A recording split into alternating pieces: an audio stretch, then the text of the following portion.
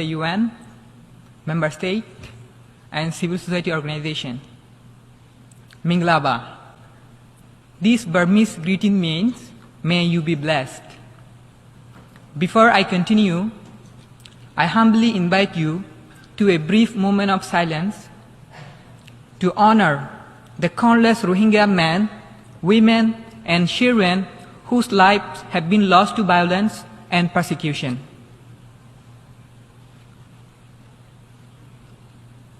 Thank you. Today, my first message is for those watching me in my country, Myanmar. Dear brothers and sisters, you are not forgotten. You might feel the world does not see your suffering. Rohingya see you. Rohingya feel your pain.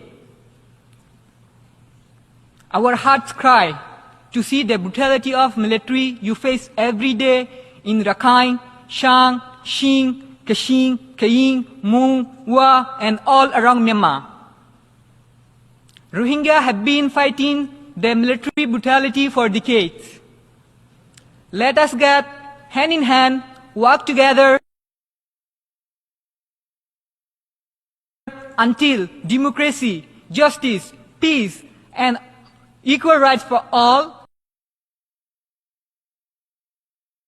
in Myanmar are restored.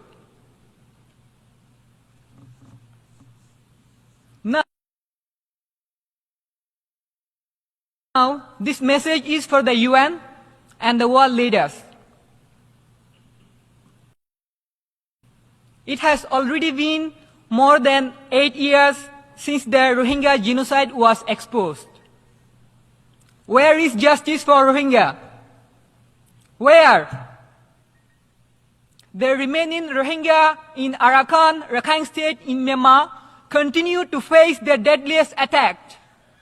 But this time, at the hand of Rakhine rebel group Arakan Army, which is even more worse than the atrocities committed by the military junta.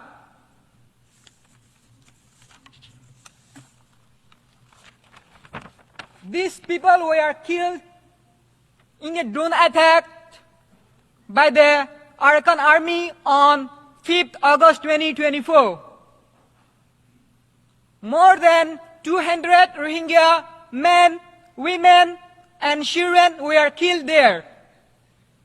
Another 600 Rohingya civilians were massacred by Arakan Army.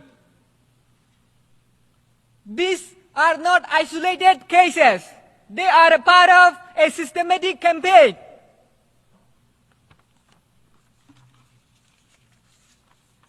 Why is there no prevention to these inhuman atrocities committed by the Arakan Army?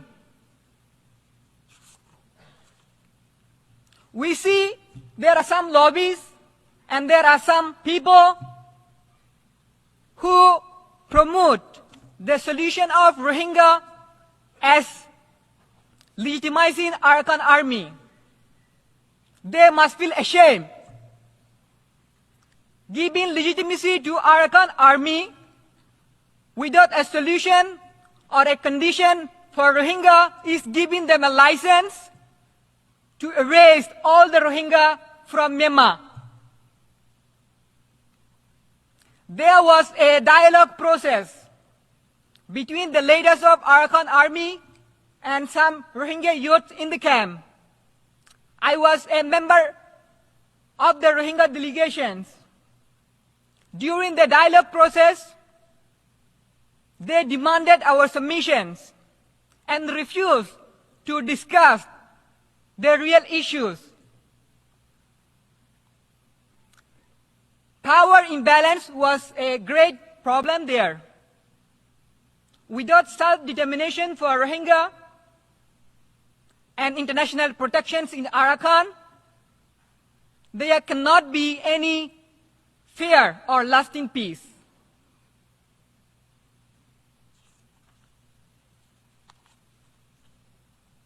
Any initiative about Rohingya without the Rohingya in the camp, from decision making to nation building is unsustainable and unjust.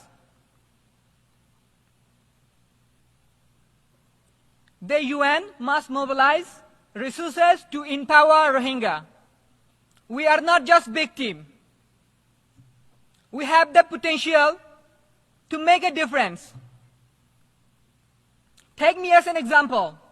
I fled Myanmar during the 2017 military genocide, and I was in the refugee camp in Bangladesh for 7 years. Understanding the importance of education for Rohingya, I applied to more than 150 universities all around the world. But most of them said no, because of legal obstacle and because of my identity as a Rohingya. But I didn't give up. Today, I am a student at New York University, making history as the first Rohingya from the refugee camp in Bangladesh to be studying here. Thanks to the US, the State Department, and the government, and the Bangladesh, and some other organizations and friends, especially Amnesty International, Young Activist Summit, DAB TV, and Victim Advocate International, and all of my friends who have been supporting me behind to make this possible. There are thousands of Rohingya students like me in the refugee camp, forced to destroy their life with no access to higher education. Why does the world care so little about that? Why is there no initiative to support Rohingya students? Imagine, I came all the way from the refugee camp to the New York University, and I may have to stop my studies from the next semester because of not having financial support. It is not a big burden for a university to offer 1 or 2 scholarships to Rohingya students per academic year. An university in Bangladesh called Asian University for Women, AUW, already has been providing scholarship to Rohingya girls. Why can't other universities accept Rohingya boys? The world must support universities like AUW and push other universities to help Rohingya get access to higher education. It is also not a big burden for member states to offer some scholarship to Rohingya students annually. I'm grateful to the great Philippines and Japan for already creating example by providing some scholarship to Rohingya students. I request member states to join these countries and open their doors to higher education for Rohingya students. Excellencies, while we work to deliver justice to Rohingya, we must not leave Rohingya suffer and Rohingya go through uncertainty and adversity. There are 4,700 Rohingya in indefinite detention in Malaysia. There are hundreds of Rohingya in India also face detention and even deportation to the genocide in Myanmar.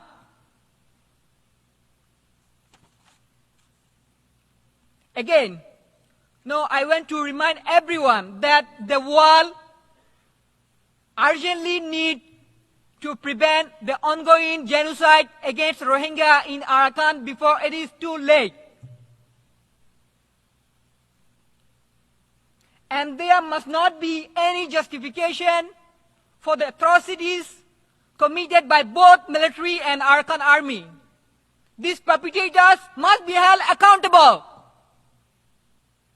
Rohingya in Myanmar, Bangladesh, Malaysia,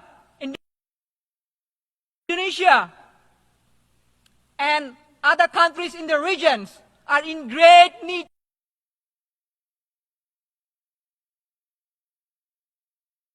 of protections and humanitarian assistance. We want ASEAN to play a role to be helping these people.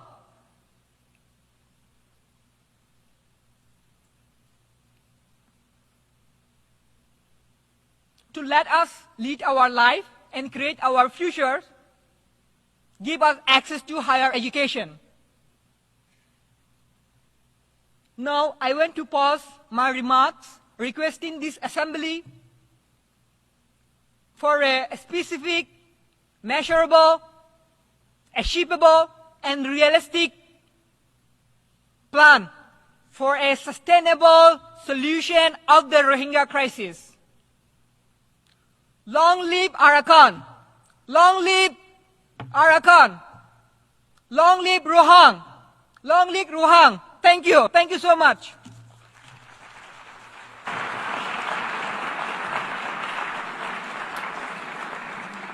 I thank Mr. Soryet Dala. I give the floor to Mr. Othman Hashim, Special Envoy of the ASEAN Chair on Myanmar.